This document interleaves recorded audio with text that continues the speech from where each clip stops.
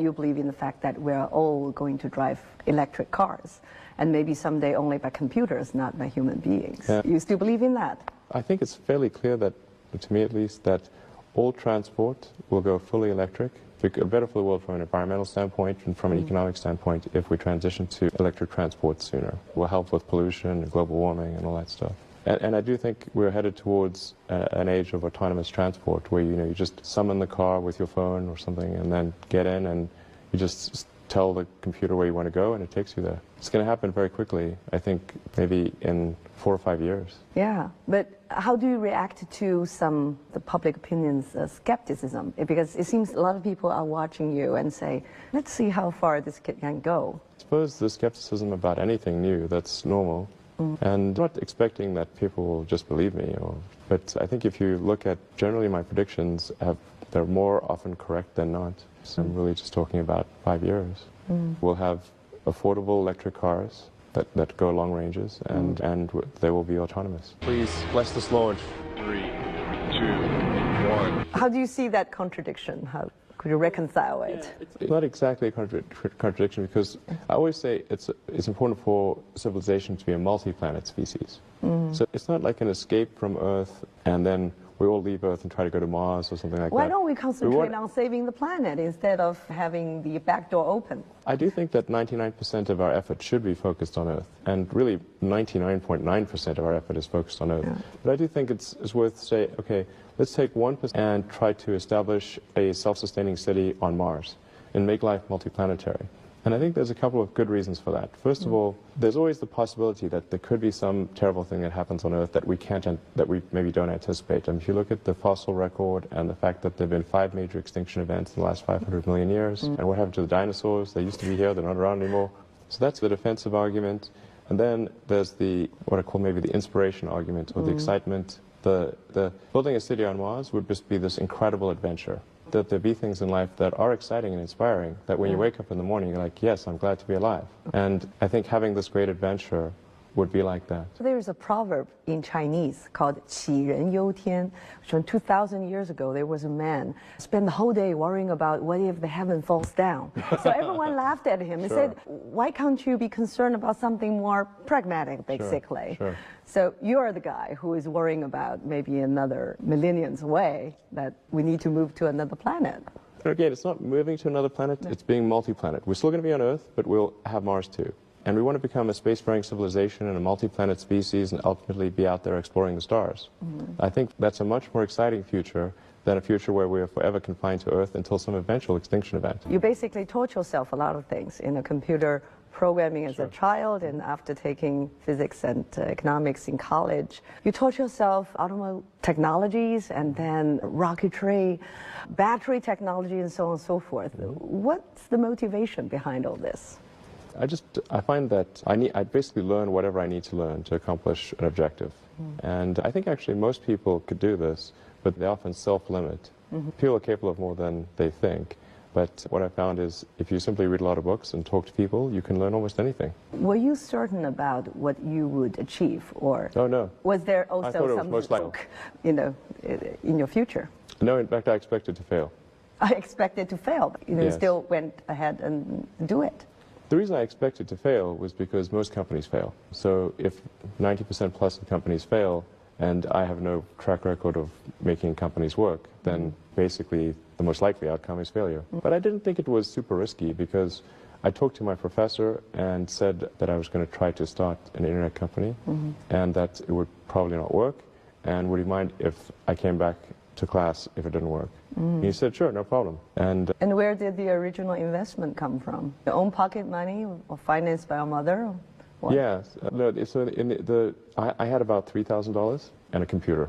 And then my brother came and joined, and he had about, I think, $5,000. And then another friend of ours came, he had $6,000. So really, this is not a lot. And in the beginning, we didn't have enough money to rent an apartment and an office. So the office was actually cheaper.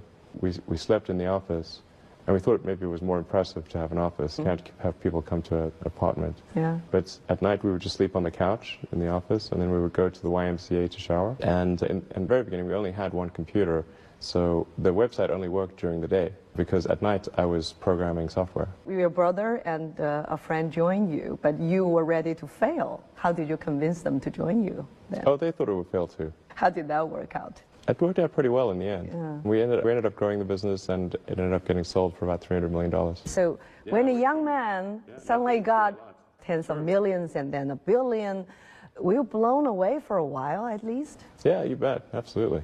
It was What exciting. did you do with that money? Yeah, What was it like, check like that? Yeah, it was awesome. It was Awesome. great. Yeah, in fact, they mailed a check they sent the check in the mail, which is crazy. I was like, this giant check in the mail. Yeah. Yeah. That Yes. was one of the craziest things you did? Yeah, that was unfortunate. Yeah, I was with Peter Thiel, one of my co-founders of PayPal. We were actually just driving up Sandy Hill Road. We were going to visit Mike Moritz at Sequoia Capital, and Peter was asking me, so what can this car do? Yeah. And then famous last words, I said, watch this. And I floored it and did a lane change, and the back wheels broke loose, and the car spun around. And then we hit the embankment and knocked the car into the air, which continued spinning like a discus, like 3 feet in the air. Bam, landed going the original direction. It was like in a movie, and blew out the suspension. And I drove to the side of the road, and I was like, holy cow, that was crazy. After that, I took driving lessons on the McLaren, because it's like a difficult car to drive. Are you a very prudent driver nowadays? I think I'm a fairly prudent driver. I had a tough choice there, because I could either provide all of the money for SpaceX, or all of the money for Tesla, and then increase the chance that one of them would survive, or I have to split the money. But if I split the money, then maybe both will die. You can imagine, it's almost like if you had 2 children and you have only so much food, what do you do? So what was the choice? I split it. At those closest moment of a failure, what did you say to yourself? Can I survive this? No, You didn't question yourself? No, it was just, the difficulty is that in those situations, there's so much responsibility that you have to the employees and to the investors who have come along. So it would have been I would have been really disappointed if I had not been able to keep my responsibility to have the company survive. You said you almost had a nervous breakdown. Where did the tenacity or the resilience come from? But I remember the closest I ever came to a nervous breakdown. I never thought I was someone I thought nervous breakdowns, that's ridiculous. Why would people have such a thing? But I remember waking up on the Sunday before Christmas in 2008 and thinking, damn, this is the closest I've ever gotten, you know? And it was looking pretty grim, because at that point, even though the 4th launch of SpaceX had succeeded, we were still running out of money, because we had 3 failures and only 1 success. Still not enough. And then the financing round for Tesla had not closed, and we had only 2 days, maybe 3, I think it was like 2 or 3 days maybe, to close it before Christmas. I was like, man, this could be a really bad end of the year. Maybe both companies will fail. Did you cry? Screams? No, I didn't cry. Smash your apartment? No. No. My sleep was difficult. I wasn't expecting them to call. I actually thought they were on vacation because it was so close to Christmas. I thought it was only a few days before Christmas. So I thought, there's no way they're going to call. They must have gone home for the year. But they called, and they said that SpaceX had won this $1.4 billion contract. What was your reaction to that piece of news? I said, I love you, which I don't think is a normal response for NASA contracting officers. That was good. And then a few days later, we closed the Tesla financing round on the last hour of the last day when it was possible, which was 6 p.m., Christmas Eve, 2008. So failures are not the most terrible things. Well, you have to learn from it and react to it. Yeah, exactly. When you're building something new, there's going to be mistakes. And it's important to recognize those mistakes, acknowledge them, and take corrective action. And the success of a company is very much more about how quick are you to fix the mistakes, not will you make mistakes. Or admit mistakes. Yeah, absolutely. Yeah. And if you see the difference between a startup that is successful and one that is not, and it's because the successful one, they both made mistakes, but the successful one recognized the mistakes, fixed them very quickly, and the unsuccessful one tries to deny that the mistakes exist. Extremely smart people are sometimes quite arrogant because they believe in what they believe in, right? And so when they face criticism, less likely to admit they can make mistakes. Was that in your case? I learned it when I was studying physics. In physics, you're taught to always question yourself. You're taught to always assume that you're wrong, not assume that you're right, and you have to prove yourself not wrong. And so I think that physics framework is really where I learned it, and it's very effective for counterintuitive things that aren't obvious. So you are very famous in saying that failure is actually an option, and if you're not Sure. failing, that means you're not innovative enough. Yeah, I mean, it's not like I like failure. Who likes failure is terrible. But if you only do things that are certain to succeed, then you're only going to be doing very obvious things. 埃隆·马斯克已经成为了全球创新以及创业的偶像级人物，然而他却一再重复自己只是一个工程师，并不是企业家。You know, being innovative can be very exciting in life. Doing business sometimes, persistence, and sometimes could be very boring. Do you have the same fun true. from innovation as from business, running a business? Rather to be just an innovator, engineer, instead of a business owner or runner. I'd love to just do innovation and just do engineering, but you raise a good point, because a lot of life in general, in any job, you have to do your chores. Because nobody else can do that for you. I think to be successful at almost anything, you have to do the tough stuff and as well as the enjoyable stuff. You have to do the boring stuff as well as the non-boring stuff. And if you don't do your chores, then bad things will happen. But if they don't do the things that they don't like to do, then the company will be in trouble. Yeah. You have to, you basically, it's more fun to cook the meal than to clean the dishes, okay? But you need to clean the dishes. You need to do both. Yes, you need to do both, exactly. So what are some of the ideas that excite you today? Because there are so many brilliant ideas around the world. How could you keep focused on the things you're doing instead of being distracted by so many other good ideas? There's a lot of opportunity in electrification of cars, of aircraft, and of boats. And I think there's a particular opportunity for a supersonic vertical takeoff and landing electric jet. That's something I'd love to do at some point in the future. So many young people, the millennial generation, who wants to start up their own company with all these accessibility of the internet and such a big market here. What's your advice for them? Because sometimes they may easily go to the daydreaming part or the wishful thinking part. Sure. What's the balance between imagination and pragmatism, basically? I do think that in terms of creating a company, what Edison said, which was like it's 1% inspiration, 99% perspiration, is true. A lot of it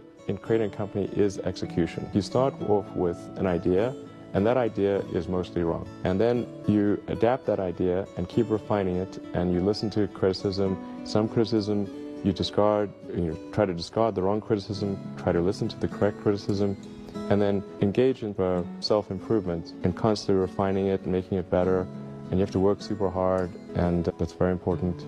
And then just keep iterating on a loop which says, am I doing something useful for other people? Because that's what a company is supposed to do. A company is just a group of people gathered together to produce a product or service. And a company should only exist if that product or service is truly useful to customers. You're not going to be running Tesla all the time? Or what's the next step for you? Certainly I'll be running Tesla and SpaceX into the foreseeable future. And but a key goal with Tesla is to be able to make an affordable, great electric car, a sort of third-generation car. Because you can only change the world for electric cars if people can afford to buy a great electric car. Affordable electric cars are not great, and the great electric cars are not affordable. We need them great electric cars that are affordable. So that's the goal with SpaceX, with Tesla. Now with SpaceX, it's a bit of a longer-term goal because we need to make reusability work with rockets. That's fundamental to improving the cost of spaceflight by a factor of 100. Yeah. And then we need to make the rockets really big and be able to send large amounts of people and cargo to Mars. And right now, nobody's been to Mars. This is a very tall hill to climb. Do you want to be one of those to try the trip? I'd like to. I'll go as long as I think SpaceX will be okay without me, then I'll go to Mars. What are the rules that you want to live by? Because it seems that you have broken many rules. But what are some of the rules that you would abide by? I want to be useful, and I want to be able to look back and say that my actions had a good effect on the world. Wonderful. Thank you so much for your time. Yeah, thanks Have for a having good me. I stay really here. enjoyed the conversation. Yeah.